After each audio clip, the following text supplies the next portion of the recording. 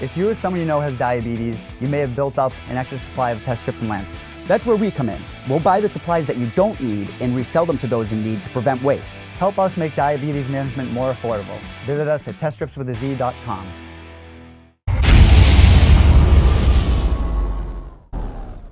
All right, we have Jay Perrin on the show. He returns to action January 25th at Cage Titans 47. He takes on Diego Silva at 140 pounds. Happy to have the Cage Titans bantamweight champion here. Jay, how are you, sir?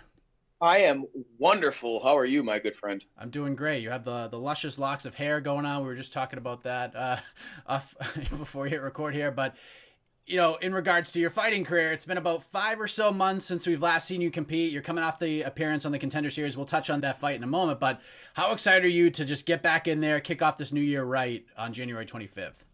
Oh, my God, dude. I need violence in my life. I just need to fight a stranger for money. I'm so excited, man, because the last 5 months I've been battling a lot. From the Contender series, I didn't get the nod, and whatever. Dana said that I won, and that's cool, but that didn't really – it doesn't matter at the end of the day. If he says that I won, I need to go and produce. And I think I rode that a little bit too much. I got depressed, and I wasn't in the right mindset for a few months. I would say 3 of those 5 months that I've been gone. And, in the last month and a half, my mentality has just switched back to what I would call my roots. And I'm reinvigorated to display that I just love to do this, man. I just lost sight of that. I love to do it, and that's what makes me so good. So I'm really excited to just get in there and be as violent as I possibly can be to make the point that the Contender series, that Dana wasn't wrong. Dana wasn't wrong, and I belong with the elite. I'm in the most stacked division in the world. I get it, and I need to produce. And on the 25th, I intend to. Have you felt that way before, coming off of a fight or coming off of a loss, kind of falling into a depression like that, or is this the first time that's happened to you? You know what? I get into depression. I don't know if this happens for everybody, so I can't really speak to that. But I think that even depression happens even after a victory for a lot of fighters. Mostly because, and in my case, I could say that there's been some fights that I expected to be an all-out war, and it wasn't. I just dominated it, and then I left, and that left me kind of unsatisfied because I wanted the war. Or, if you think about it, man, in that 15, 25 minutes that we're in there, people treat us like gods. People look at us like we're superheroes even, the lights, the everything. And then, once it's over, win or lose, it's just gone. You know what I mean? It's just done now. Now you're a regular person, and you're not a fighter anymore unless you're in the UFC and you're established or things like that. And I think depression happens a lot in the fight world because once that high is gone, it's hard to replicate that in any part of your life. So I think, it's happened to me after my first Bellator loss. And then my last one, was a deeper kind because I think the last one was because I knew I should have won. And it's really like, dude, you should have fucking finished. God damn it. You did everything but finish. And that's where it came. It's like the one thing you could have done better, you didn't do, and that's what cost you. And so, I think it happens a lot more than people think. You mentioned, sort of being in that mindset for 3 out of the 5 months. About a month and a half ago, you've sort of snapped back into it. You realize that it's about the love for the sport. All the other stuff doesn't really matter. I mean, you obviously want to get to where you want to be. You'd love to be in the UFC, but it's about just fighting and just loving the sport. Do you remember the moment when you were able to snap back out of it and get back to that mindset about being a fighter and just loving fighting? I looked myself in the mirror, quite literally. And I have mirror talks occasionally, and it was just like a long stare, and it's like, what am I doing, man? I just realized it was, I think I got caught up in social media a little bit too much is really what happened. A lot of people that aren't me, you know what I mean? They get better push or maybe social media push than maybe I do, or they get more exposure than I do. And I was comparing myself to other people. And I think that's what had to do with the mindset that I was in, is that, why don't I get this and this person does? Why do they get so many likes on this post? Or why do they get sponsors and I don't? And, it was a poor me attitude, and that's just not me. I'm not a poor me kind of person. So I think I got caught up in the wrong part of the game. I'm trying to, get the money and the business, and I'm trying to be better at that. And I've tried to focus on that, but I focus too much on it because at the end of the day, winning fights is what gets me what I want. And for so long I've been a dark horse, and I think that people overlook me for whatever reason that they do. And I guess with the Contender series, I had expected for more doors to open. Just even with a loss, even with that, I thought that I was going to have some more opportunities to maybe make money or, go places or travel or be invited. And I wasn't. And it was a harsh realization because I needed to win, I think that I just looked at myself in the mirror and I said, fuck this, man. If I keep winning, they can't ignore me forever. So instead of just chasing it, I'm just going to wait for them to come to me. I'm going to give them the option. They can't ignore me. There's no way. If I just crush 4 skulls after being on ESPN, there's no way you can tell me that I don't belong. So that was the moment, really. It was just a good look in the mirror and realize that I'm focused on the wrong thing. Were you able to take away at least something from that experience on the Contender series? I mean, obviously you're not finding a ton of silver linings. I mean, you have Dana White on ESPN Plus saying that he thought you won the fight. I actually did a live blog of that fight. I had scored it for you as well. I think I scored the first round for him, but I scored rounds 2 and 3 for you. So, I mean, at least most people think you won that fight. Are you able to at least find any silver lining in that? And then outside of that, what did you at least take away from that experience? Silver lining is that I was under the bright lights. I was under the cameras and the screens and the people, and Dana White's 5 feet from me, and I didn't feel any of that shit. I knew that the lights don't scare me. What gives me the trick with that is that I was a theater kid before I was a fighter. So I did theater, and there was just, there's 500 people just staring at you like all the time. So I'm used to people like bright lights and stuff like that. So I was always wondered if, once the UFC came, if I would freeze under that. And I don't think that I did.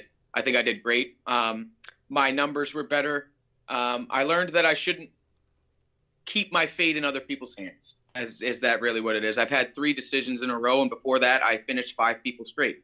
And that's what got me here. So I need to go back to my finishing ways, be more aggressive. Silver linings. I believe Dwight's a D1 All-American. I picked him up over my head and slammed him. So that was pretty dope a couple of times. So, I think my wrestling showed. I think I showed that I'm very multifaceted, from the clinch game to wrestling to I can box to I can kickbox. I'm not a slouch anywhere. So I think I displayed a good skill set for the world. I hope, one day they put it on YouTube so I can actually, post the fucking fight. But I think that I did well under the bright lights. Dana White knows my name. Sean Shelby knows my name. All I got to do is produce 1 or 2 more good performances, and I'm going after $50,000 checks. So you get back to work in a couple of weeks on the road to getting to where you want to be. But I have to ask you about something, because it seemed like in November you were on a collision course with Johnny Campbell. I know you guys fought before. You won a decision back in 2018, but it seemed like, at least on social media, things were starting to head in that direction. And you both end up on the same card, but with different opponents. What happened there, or was this never really a thing? So really it was, I don't know. I don't really know if it was ever a thing. It's always a thing between me and Johnny. Me and Johnny can't help but fucking chirp at each other, for whatever reason. I really don't even hate the guy. I just think that he says dumb stuff, and I can't help myself. But with the whole Johnny thing, I had no problem. There's this little rumor mill going around that I'm afraid to fight Johnny again, and that is just fucking false. It is just incorrect. Me, it's from a business standpoint, going back to it, is I fought the guy in August, last August or August before Dwight, right? It doesn't, if I'm going to make the argument for the UFC, how much more argument does it make to beat the same guy within a year and a half? Do you know what I mean? If I fight him and win, despite whatever, it's the same name. So if I go to Sean Shelby, hey, I beat this guy, I beat him up pretty good. And he goes, well, you beat him already. You beat a guy you already beat. So that doesn't prove to me that you've, you know what I mean? Improved it all. I just, right. Like I said, it was more removed. I even said now, dude, he's fighting Jeff Perez. He's fighting my teammate, which I don't think he's going to win. But if he does, and then he wants to make that claim, that's an absolute possibility we could do that. Should I not get a call? I go in there, I rail Diego, which I'm going to do. And he goes, look, man, I beat your teammate. Let's fight in June or whatever. Fucking A right, dude, you deserved it. But it's mostly I fought Johnny, then I fought Kin, and I fought 2 other people within a year, and then he wanted to fight again. And it's dude, fighting a year between each other just doesn't make much upside for me. Like for him, he would have won. Say he wins the fight. Well, he just beat a guy who was on the Contender series, right? And he moves up with stock even more. I just got off the Contender series and beat a guy I already beat. That doesn't help my stock in any regard. So that was really my reasoning behind it. It wasn't that I won't fight him. I would genuinely enjoy punching him in the face again. Absolutely. For whatever money you want to give me. But at this point, I'm trying to move forward in my career, get different looks. If we need a rematch when it makes sense, then fine. And I'm not even saying it's that far off. I'm just saying within a year of each other, it doesn't make sense. You know what I mean? And if it was like a split decision, that would make sense. But I beat you in every single round of that fight. It's not like it was unanimous across the board. You know what I mean? If it was closer, I probably would have even considered it more. But it wasn't. You know, it's like getting knocked out and going, yeah, dude, I was totally in there, you know, until I went unconscious. You know, it doesn't make sense. So that was really the Johnny Campbell thing. Will we fight again in the future? I'm fucking sure we will at some point. We just can't help but stay away from each other. So will it happen? Maybe. But I'm certainly not afraid of Johnny Cupcakes. I don't think he gets through my friend Jeff in however many days we got left. But if he does, then, you know, we can talk.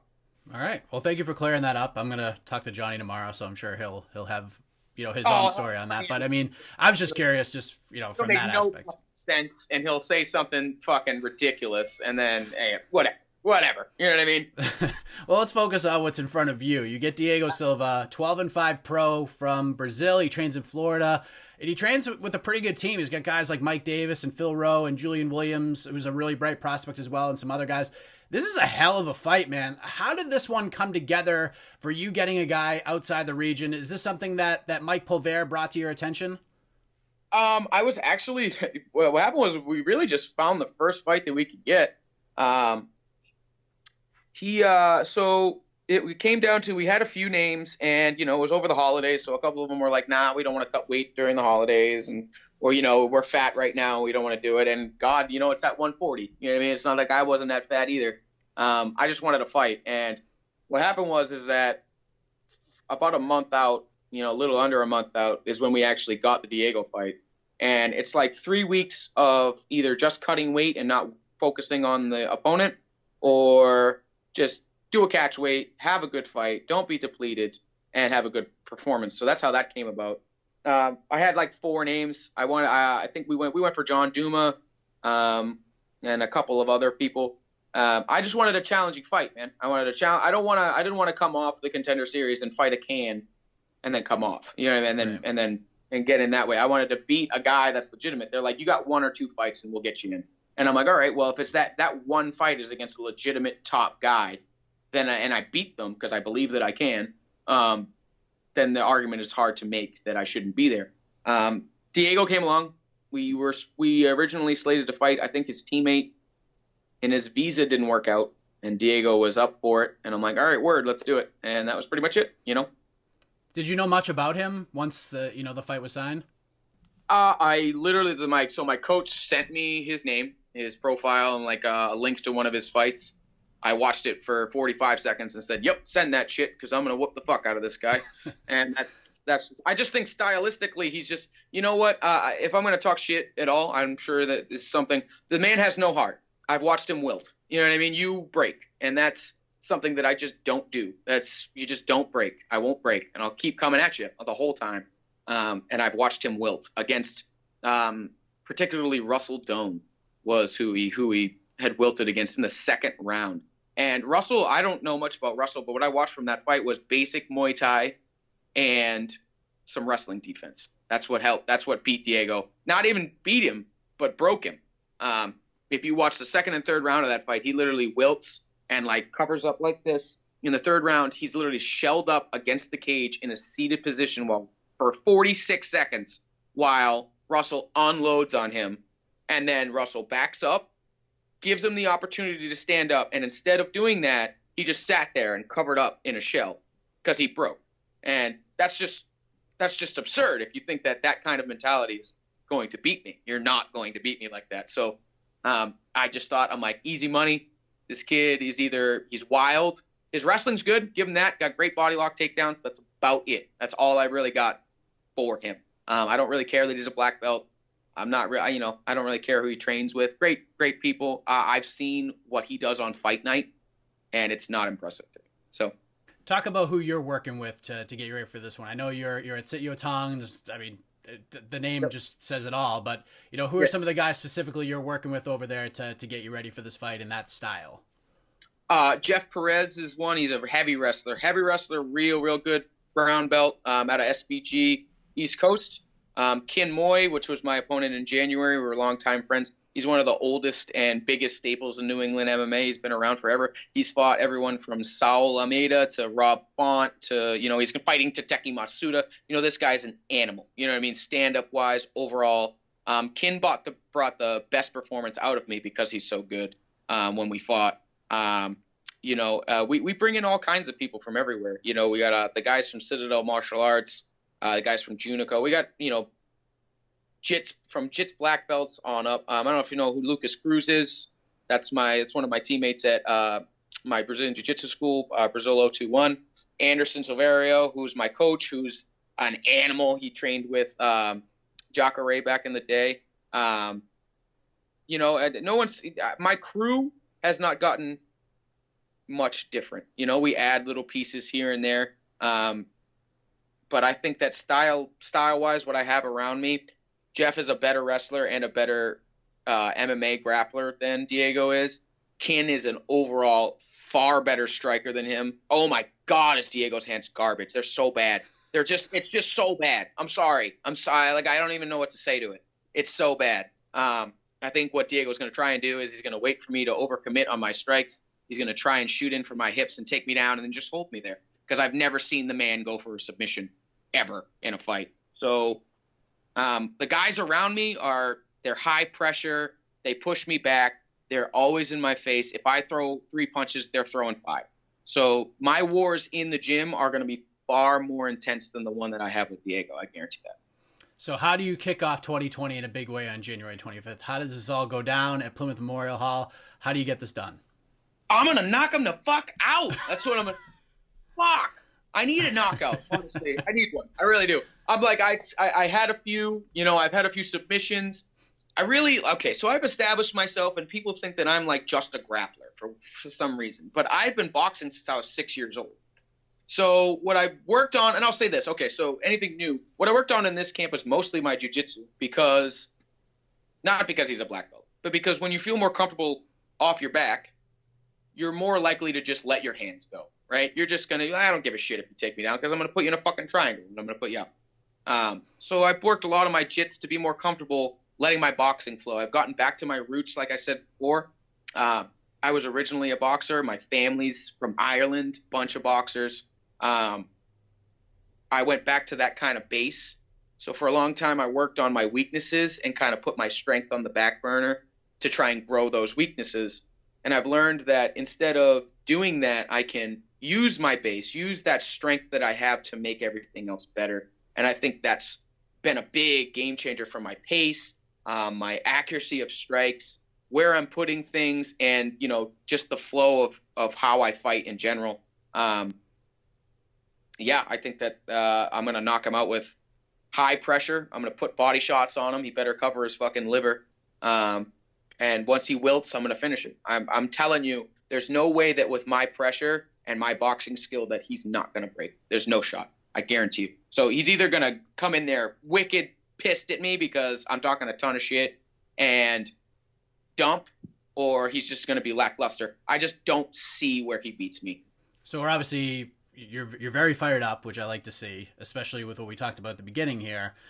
So I'm curious, just kind of based on that, you said that you sort of you fall into that sort of depressive mind state, win or lose, because once the air of the fight is over, it's just like, now what? You know what I mean? So what kinds of things are you doing to sort of prepare yourself for that? Have you thought about that in different ways you can, I don't know if you could avoid it altogether, but at least sort of negate it in a way as much as you can?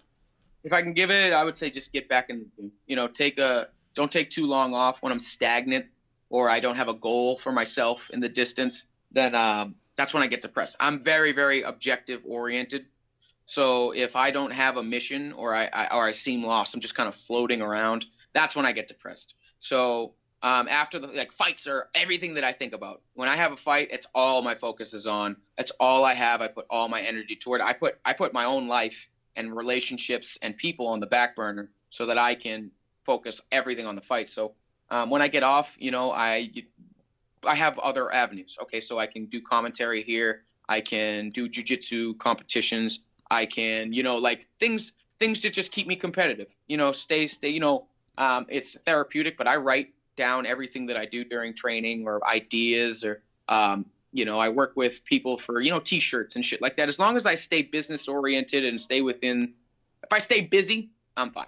You know what I mean? I need to stay busy and constantly keep moving. If I don't have an objective in front of me, if I fight right now and I don't know that I'm going to fight, before August, I'm going to lose my fucking mind. You know what I mean? I'm going to lose. Right. So as soon as I get done this fight, I'll take a couple days and then I'll sit down with my team and be like, all right, what the fuck are we doing next? Because I need to be here. And if I'm not here, I'm going to lose it. And I don't want to do that. So it's mostly just being communicative with my team, staying active as much as I can. So it seems like you have plans for what you want to do. You get a win or two, hopefully get that call back from Shelby and Dana and see where that goes. So let's just say we're not looking past what's going on January 25th. Where are we if we're having this conversation a year from now, what are we talking about? We're talking about me getting $50,000 bonuses. I will goddamn be in the UFC by the end of this year. I don't give a fuck what it takes. I don't care if I look like mangled hamburger meat by the time I get there. I will be in the UFC by the end of 2020. I don't give a fuck what I have to do. Or I'll be signed to a major promotion. I want to be in the UFC. That is not a thing that I take lightly. If that doesn't happen, there's other major promotions, that pay well, that do well. The UFC's the dream. The PFL's a great place as well. There's other places to go. So the UFC is not the end all be all. It's obviously where you want to be. In the next year, I will be signed either to the UFC or a major promotion. I don't give a shit what it takes. I will do it. So if I have to mow down every top contender around me to do that, I fucking absolutely will. Because and you can even, tell me if I'm wrong, but any time that someone said something's going to be a war between me and somebody else, I fuck that other person up real good. From Chad Kelly to Johnny Cupcakes, you know what I mean? No offense, Kin, to Kinmoy. All of them said that they were gonna beat me up. It was gonna be a war. I was in for it, and I beat the dog shit out of these people every single time. So, like I said, the dark horse thing and the whole thing that people really overlook the fact that I beat people that I'm not supposed to just roll over, And Diego's just gonna be another example of that. You can be as good as you want. You can have this grip, but on fight night, I fucking show up, and I said it on the Contender, and I'll say it to the end of time. There is not a single person on my best day that's just going to whoop my fucking ass. Absolutely not. So, Diego, I don't know what you got in your mind. I don't know what he thinks is just going to happen. But when he goes in there, understand, I'm there to fight. I'm not there to do anything. I'm not there to hug and hold him on the ground. And I want to beat him up because I need to for my soul. This isn't even for anything else. I need it for me. And that makes me a dangerous man at this point because it's not even for money. It's not even for anything else. Obviously, the UFC is good, but this fight in particular is for me to get back to what I love to do. And everybody's going to fucking see the difference between doing a job and doing what you love to do. Damn, if you're watching this right now and you are not fired up for January 25th, I don't know what's wrong with you, honestly. I'm fired up for this fight. I can't wait for it. It all goes down January 25th. Jay Perrin back in action, Cage Titans 47. Before we let you go, man, this is awesome. We'll have to do this again sometime. You got me all jacked up right now. I'm going to have to go run 14 miles here, but let the folks know where they can find and follow you on the web, social media, any shout-outs, anything else you want to get off your chest. The floor is yours, sir. Hey, man, thank you for having me on here. Shout out to Team Siotong crew, Mark Delagrati, Andy Cote, everybody over there. My sponsors, Butcher Box Sports, DC Mouthguards, Iridium Sports Agency, all that. You guys can find me on Instagram at killing_joke45. Yeah, it's my shtick. You'll get it. Other than that, guys, I hope you all come out to the fight. If you can't, watch it on Flow Combat. I love Flow Combat. All of it. You know what I mean? I do this because it's entertainment, so be prepared to be entertained. Diego, if you're fucking watching this, dude, you better bring a heart with you, because if you don't, dude, I'm going to bury you in Plymouth. What a promo! Not much else you can say after that. Thank you, Jay. All the best to you for the rest of this camp and in the fight on the 25th, man. Thank you, boss.